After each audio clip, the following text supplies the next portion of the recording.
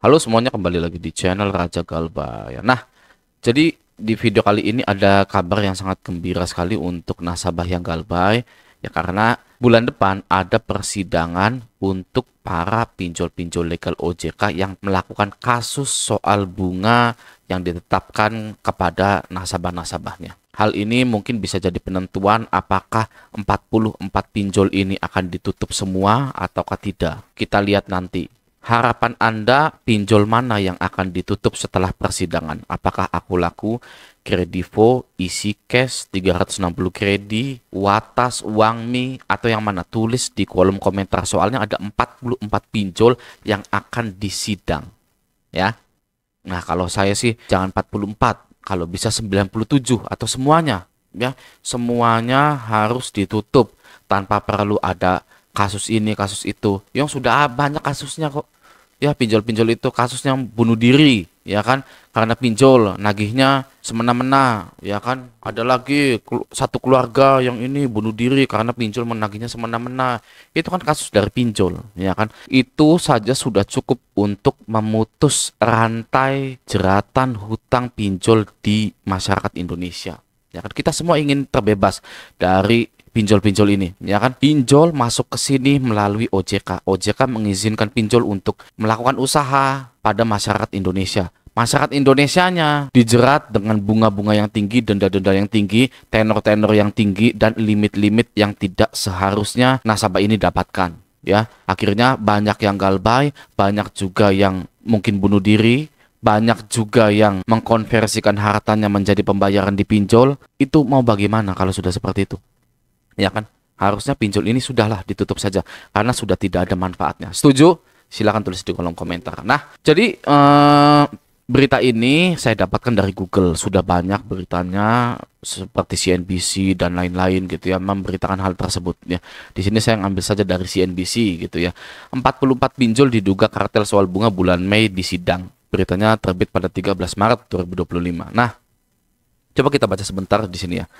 Komisi Pengawasan Persaingan Usaha KPPU telah menetapkan 44 perusahaan pinjaman online atau pinjol sebagai terlapor atas dugaan pelanggaran aturan anti monopoli.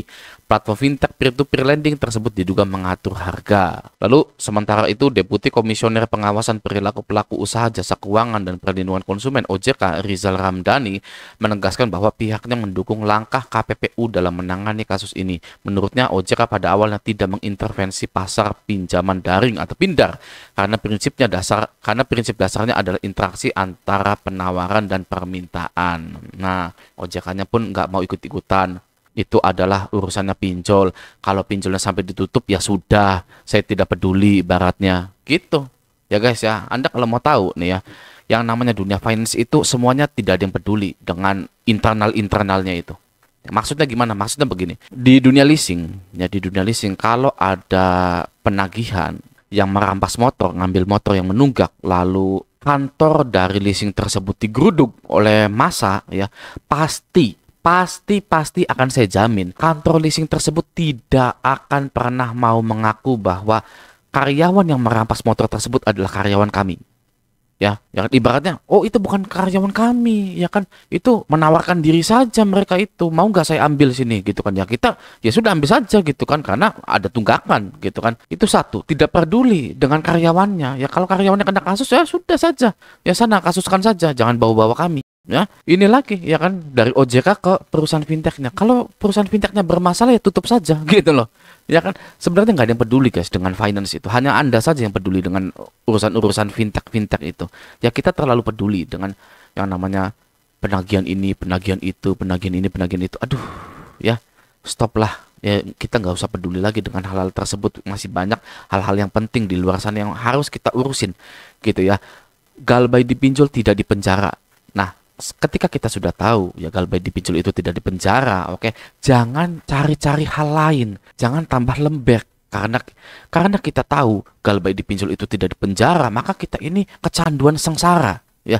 Kita cari lagi mana ya yang buat saya sengsara ini. Oh, pinjolnya nagih ke sini, saya nggak mau, saya nangis, saya takut, saya gemeteran, gitu kan. Itu apa, perilaku apa seperti itu ya.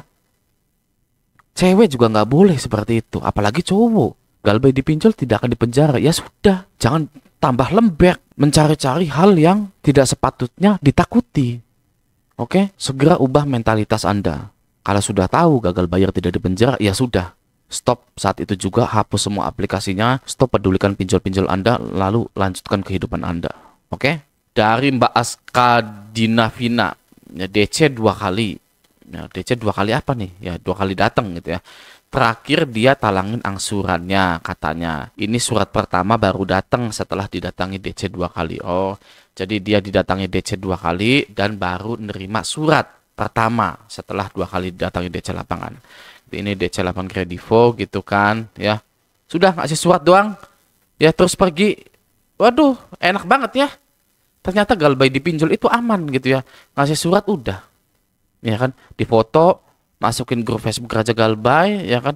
Oh, ternyata cuman itu doang, ngasih surat doang. Saya kira saya tuh mau sesuai dengan imajinasi saya. Imajinasi seorang nasabah Galbay itu kan, waduh, saya mau dicekek gitu kan. Terus semua barang-barang di rumah saya itu mau disitain semua, terus saya diarak ya kan ke jalan, ini belum bayar hutang 1.500.000 gitu kan, terus keluarga saya dipermalukan semua, udah hancur hidup saya, makanya saya bunuh diri aja gitu ya. Itu beneran loh ya, saya ngomong kayak gitu. Lebay nih Raja Galbay. Wah, Anda udah tahu belum ada korban yang bunuh diri dipinjol banyak, puluhan ya. Mereka itu mikirnya seperti itu ya. Saya ini didatangi DC lapangan, waduh, nanti ibu saya itu diinjak kepalanya, bapak saya diinjak-injak kepalanya, diludahin gitu kan. Ya udah deh, saya nggak kuat seperti itu, udah bunuh diri aja. Gitu loh. Ya itu real. Real apa yang dipikirkan orang yang bunuh diri karena pinjol. Gitu, oke. Nah, di sini dia bilang dia talangin angsuran katanya gitu. Nah, Anda silahkan cek di Kredivonya beneran gak sih dia ini nalangin angsuran gitu. DC lapangan ini nalangin angsuran. Kalau bener ya kan, ya stay Galbay ya. Bodoh amat mau DC itu nalangin mau enggak, suruh siapa nalangin ya kan. Stay Galbay biar pinjol-pinjol ini makin bangkrut gitu kan. Nah, kalau Anda lihat di sini, ya kan, terakhir dia talangin angsurannya. Kenapa seorang DC menalangi angsuran nasabah? Ya kan? Kenapa menurut Anda? Ya, karena ketakutan. Ya, para DC ini serem di WA-nya. Mana ya? Ada nggak? WA-nya, manusia macam apa kau? Ya kan? Kasihan sekali orang tuamu didik anak maling kayak gini. Gitu. Mau main-main kau rupanya di sini. Ya kan, mereka begini ya kan, waduh jahat banget kelihatannya gitu kan. Tapi di belakangnya mereka itu ketakutan sampai nalangin angsurannya nasabahnya sendiri yang harusnya dia itu menagih, tapi ini malah ditalangi karena dimarahin, dihina-hina, direndahkan di kantor para DC-DC itu ya. Para DC-DC itu direndahkan di kantornya direndahkan, dihina-hina gitu. Ayo, biasanya begini ya, yang saya tahu. Misalkan namanya si Andre gitu. Andre anjing ya. Kamu kemarin ya, janjiin penagihan masuk hari ini ya. Awas kamu jangan kayak anjing kamu ya. Saya tunggu jam 1 harus masuk tagihannya, uangnya gitu. Nah, mau nggak mau dia itu nalangi sendiri, guys. Ya, dia ketakutan gitu loh, gemeteran. Ya udah deh, talangin dulu lah, saya udah janji gitu kan sama bos saya gitu, sama manajer DC pinjol ingusan itu. Ya kan gitu. Ya kan Anda ngeri ya kan begini. Ya kan ngeri ya kan, ini orang tua maling gitu. Waduh, gemeteran ini, udah bunuh diri aja gitu kan. Hah? Ya kan. Sekali tahu faktanya ya kan, DC lapangan, DC WA di kantornya itu ya cecunguk. Manajer DC pinjolnya cecunguk. Ya. Jadi kumpulan para cecunguk yang sudah memikirkan sesuatu untuk membantai masyarakat Indonesia. Ya. Itu seperti itu. Makanya kalau udah begini, oh ternyata cuman ngasih surat doang dan sudah ditalangi, ya sudah. Anda nalangi, ya kan? Emang saya nyuruh Anda untuk nalangin angsuran kan enggak? Gitu ya. Jadi jangan lagi takut ya ketika Anda ini didatangi oleh DC lapangan seperti ini. Karena mereka itu hanya kirim surat aja. Ya kalau bisa yang bayarin DC-nya aja. Gitu kan. Nggak mau dipecat, nggak mau dihina di kantor, ya bayarin aja semuanya angsurannya. Ada berapa totalnya? 300 juta. Ya bayarin aja sih. Ya kan. gitu pakai sertifikat tanah rumah Anda kayak ya kan, jangan nasabahnya gitu loh. Ya kan sekarang kita ganti ya, tahun 2025 itu yang bayarin angsuran pinjol itu DC-nya. Ya kan, DC-nya ini yang gade BPKB, gade sertifikat, jual motor, jual rumahnya buat bayar pinjol-pinjol nasabahnya. Ya kan, jangan lagi takut-takut ya, sekarang DC pinjol wajib, ya wajib ngebayarin angsuran dari nasabah-nasabahnya. Oke, sehingga pinjol-pinjolnya ini nanti juga bangkrut ya kan, karena nasabahnya nggak ada yang bayar, DC-nya juga pada keluar, rugi gitu kan. Sudah deh ya. Jadi itulah faktanya, DC yang sedang bekerja di pinjol-pinjol itu nggak enak guys.